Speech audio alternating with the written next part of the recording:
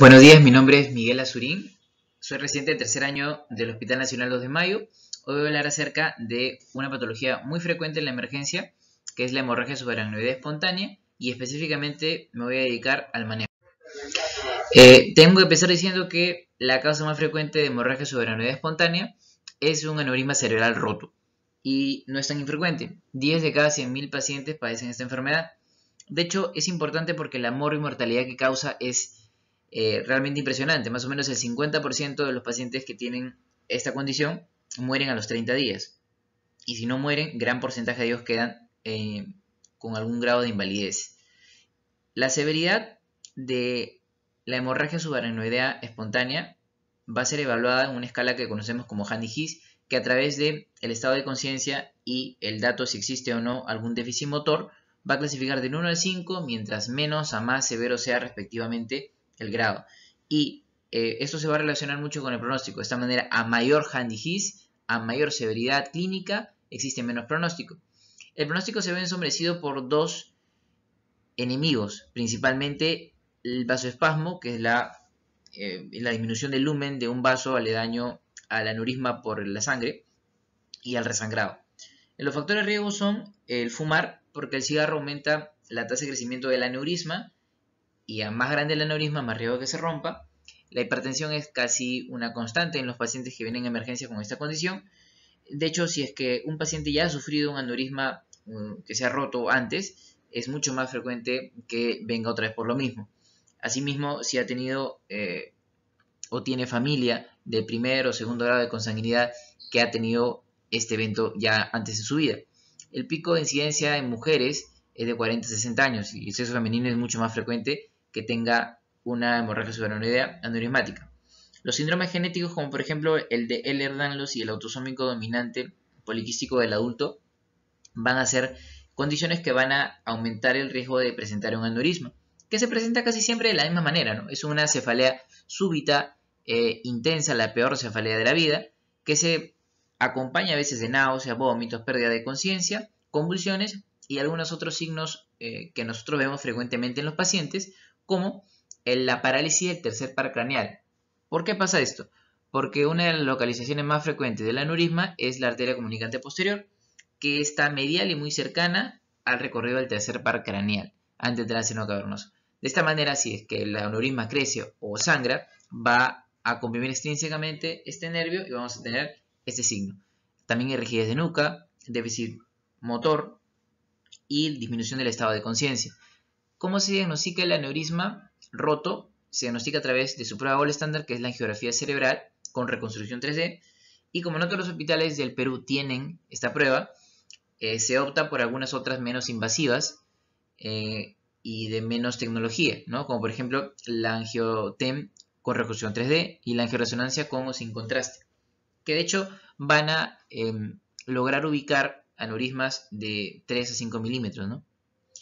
La escala que nosotros utilizamos, además de la de Handy-His, para clasificar a un paciente con aneurisma que queda en la emergencia, es la escala de Fisher, que no se relaciona tanto al pronóstico, pero sí al vasoespasmo, e indica cuánto mayor sangrado exista en la imagen de tomografía sin contraste. Por ejemplo, vamos a ver en la parte inferior que en la escala de Fisher, 1 va a ver cuando no se encuentre sangrado, 2 y 3 cuando el sangrado sea menor o mayor de 1 milímetro en el espacio subaracnoideo, y 4 cuando esté en el ventrículo o tiene un hematoma. Vemos arriba que la escala de Handy-His, nuevamente del 1 al 5, va a suponer mayor disminución del estado de conciencia hasta el coma en el 5, por ejemplo, y también mayor alteración del movimiento como una descerebración en el grado 5, y esto va a indicar más severidad. De esta manera, debemos de tener en cuenta que para enfocarnos en el manejo de la hemorragia subaracnoidea hay un principio que debemos de llevar siempre adelante, que es la difusión del oxígeno cerebral. Esta difusión de oxígeno cerebral debe de estar constante en un paciente pese a la hemorragia subaracnoidea. Depende de la presión arterial media menos la PIC sobre la resistencia vascular cerebral por la saturación de oxígeno arterial, la hemoglobina y el 1.34, que es un factor. Esto nos va a ayudar a entender por qué es importante, por ejemplo, mantener la hemoglobina de 8 a 10. Una hemoglobina de 8 a 10, si bien es cierto, no es la más adecuada para iniciar una cirugía, va a mantener la reología. de la sangre, que tiene que ver con la disminución de la viscosidad sanguínea, que va a ayudar a evitar el vasoespasmo. La saturación de oxígeno casi siempre en todas las condiciones tiene que estar más de 92, pero en este caso específico, si hay riesgo de isquemia cerebral tardía, una de ellas, el vasoespasmo, tiene que estar en 100%. Evitar la hipertensión y la hipotensión. Puede sonar un poco contradictorio porque, digamos, si aumentamos la presión media, estamos matemáticamente aumentando la difusión de oxígeno. Sin embargo, si elevamos o disminuimos esta presión arterial media, la resistencia vascular cerebral va a seguir la misma ruta, va a aumentar o va a disminuir, no teniendo ningún beneficio.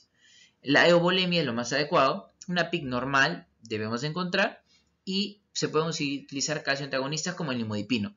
Recordemos que las complicaciones más frecuentes aquí encontradas en la fase aguda de la hemorragia subaracnoidea es, por ejemplo, el resangrado. Ya hemos comentado que tiene tanta carga de muerte y mortalidad, las convulsiones. Para ello es necesario tener una terapia anticonvulsivante en la fase aguda. La hidrocefalia, que puede ser obstructiva al inicio y comunicante más crónicamente. La hiponatremia por CIJAD o por síndrome perdedor de sal.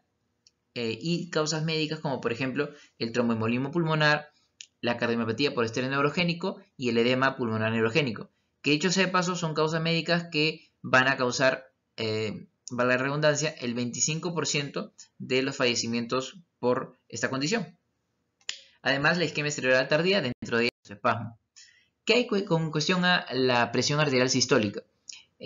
Va el parámetro a tener en cuenta en estos pacientes cambiar si es que el aneurisma está tratado o no está tratado. Si no está tratado, debemos de tener un tope de 160 milímetros de mercurio. Y podemos utilizar medicamentos como el nicardipino para llegar a estos niveles, si es que está por encima de ese nivel. Debemos de evitar la hiponatremia porque esto puede confundir el diagnóstico y puede llevarle al paciente un mayor edema cerebral, por ejemplo. Las causas más frecuentes son el síndrome perdedor de sal, que se ocasiona por natriuresis, y el CIJAD, que se ocasiona por aumento de líquido por exceso de hormona antidiurética. Fisiopatología distinta, tratamiento distinto y que se contraponen. Las convulsiones en agudo se deben de evitar y tratar con fenitoína. El resangrado, ya hemos dicho, es una de las más grandes complicaciones y depende del grado de Handy-His. Más severidad clínica, más resangrado. También depende del tamaño del aneurisma. Aneurismas grandes, más resangran. Y del mal control de la presión arterial sistólica. El sulfato de magnesio, la terapia antifirinolítica, la atorvastatina, el enalapril, los ARA2, no han demostrado que tiene evidencia clínica en el manejo del paciente de estas condiciones. Bueno, finalmente el vasoespasmo es definido como una de las complicaciones más severas del contexto de la hemorragia subaracnoidea espontánea, y se evidencia al día 3 hasta el día 21, ¿no? Esto marca también el momento en el cual, si se opera a un paciente en estas condiciones, se encuentra con las mejores características, el mejor contexto quirúrgico para poderse operar sin edema cerebral. No quiere decir que se deba de operar solo en estos momentos, pero representan un contexto idóneo para disminuir complicaciones quirúrgicas. De hecho, la cirugía también causa vasoespasmo hasta 24 horas después. Está definido como la isquemia cerebral tardía con estrechamiento de las arterias cerebrales, ¿no? Puede haber de esta manera un vasoespasmo clínico y un vasoespasmo radiológico. El vasoespasmo clínico es un déficit neurológico o una disminución del estado de Cale-Glasgow de más de 2 puntos, y es un diagnóstico siempre de descarte, porque se deben de descartar otras circunstancias, otros diagnósticos que tengan un manejo diferente, hidrocefalia, resangrado, etc. Recordemos que el término vasoespasmo está incluido dentro de la isquemia cerebral tardía, al cual también pertenecen el infarto cerebral retardado asintomático y el déficit neurológico isquémico retrasado. El principio de todo, el tratamiento. A más sangre, más vasoespasmo; a menos sangre, menos vasoespasmo. Sangre en el espacio subaracnoideo y en el cerebro. Como vemos, las otras causas que hay que descartar, que hacen que el vasoespasmo sea un diagnóstico de descarte, son convulsiones. Puede un paciente estar sin movimientos tónicos clónicos, pero estar convulsionando. El popular estatus epiléptico no convulsivo. Puede el paciente haber adquirido una infección y estar en sepsis, shock séptico. El paciente puede tener hipoxia por edema pulmonar neurogénico, puede tener hidrocefalia, puede tener un resangrado, hiponatremia, etc. Por eso es importante diagnosticar y anticiparse el vasoespasmo. Por ejemplo, el ecodoppler transcraneal, que analiza la velocidad de pasaje de la sangre en centímetros por segundo de la arteria carótida interna y de la arteria cerebral media. Hace una relación y tenemos el índice de Lindegard, en donde vamos a clasificar a la velocidad arterial como normal, en donde existe leve o severo vasoespasmo. Esto nos anticipa más o menos unas 24 horas antes de que se instale el vasoespasmo en sí. También la prueba gol estándar, hay que decirlo, es la angiografía cerebral, ¿no? La tomografía, la angiotemia, en realidad va a tener bastante falso positivo, ¿no? Va a exagerar mucho la disminución del calibre del vaso. Y la resonancia magnética también se va a utilizar porque la difusión y la perfusión van a permitir que se anticipen a las isquemias cerebrales. El vasoespasmo, para terminar, es tratado y prevenido.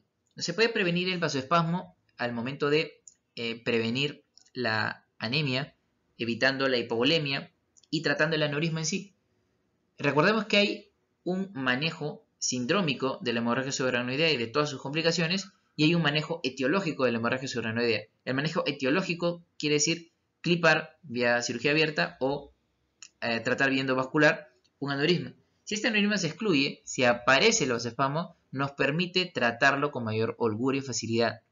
Y además se puede en el acto quirúrgico de cirugía abierta quitar y remover el sangrado. Es otra ventaja porque menos sangre, menos vasoespasmo. Digo que permite tratar adecuadamente si un aneurisma está clipado o tratado vía endovascular porque permite tener niveles de presión arterial sistólica más alta. De hecho, el tratamiento consiste en calcio antagonistas como por ejemplo el nimodipino, que se da 60 miligramos cada 4 horas de que se inicia la admisión del paciente, vasodilatadores intraarteriales a través de la angiografía, como el verapamilo, el nicardipino y la papaverina. Si un aneurisma está tratado, inclusive se puede utilizar la angioplastía con balón, que es literalmente colocar un catéter dentro de la arteria en cuestión y dilatarlo. Estos van a tener beneficios en vasoespasmo, pero que van a ser efímeros, ¿no? Pero se ha relacionado a un mejor outcome en el paciente. El drenaje lumbar externo sigue la misma propiedad, líquido cefalorraquídeo. Con sangre, al ser eliminado, menos sangre, menos vasoespasmo. Se mejora la reología con un hematocrito, ya hemos comentado, la hemoglobina entre 8 a 10, un hematocrito de 30 a 35. Y el mannitol, además de disminuir la PIC, mejora a través de su efecto osmótico la reología. El aumento hemodinámico que ha reemplazado a la triple H, es decir, euvolemia con hipertensión. ¿Cuánto hipertensión? La presión arterial sistólica más de 15% hasta llegar a 220, es lo adecuado. Las opciones de tratamiento del aneurisma pueden ser vía quirúrgica a través de una craneotomía terional o una craneotomía de fosa posterior, un abordaje farlateral, para el hallazgo del aneurisma, la disección del aneurisma y el clipaje del aneurisma, que condiciona bastante morbilidad, dicho sea de paso. La vía endovascular para otros tipos de aneurisma, en donde se instala un catéter a través del lumen del aneurisma y se coloca en COIS, por ejemplo, u otras sustancias para ocluir su lumen, o tal vez el utilizar un diversor de flujo que actúa como bypass y excluye de la circulación arterial al aneurisma. Y para aneurismas más complejos que abarquen sitios muy elocuentes y estén en bifurcaciones y el lumen, el cuello sea muy ancho y no se puedan tratar estas dos vías, existe la terapia de la reperfusión cerebral vía bypass cerebral, ¿no? A través de utilizar grafts como por ejemplo la arteria radial, la vena safena, la arteria occipital, la arteria temporal superficial, etc. Este es un caso de un paciente que sangró, tuvo una hemorragia subaracnoidea con hematoma temporal, se detectó un aneurisma de cerebral media en bifurcación y finalmente no se trató bien el vasoespasmo y desencadenó infarto de cerebral media y muerte. No olvidemos que la hemorragia subaracnoidea debe ser considerada como una emergencia, por más que el paciente esté despierto y esté en Glasgow 15, el paciente debe y requiere un tratamiento médico y quirúrgico lo más rápido posible. Recordemos que no hay buen tratamiento si no hay un buen diagnóstico. Pensar en la hemorragia subaracnoidea como una emergencia médica. Muchas gracias.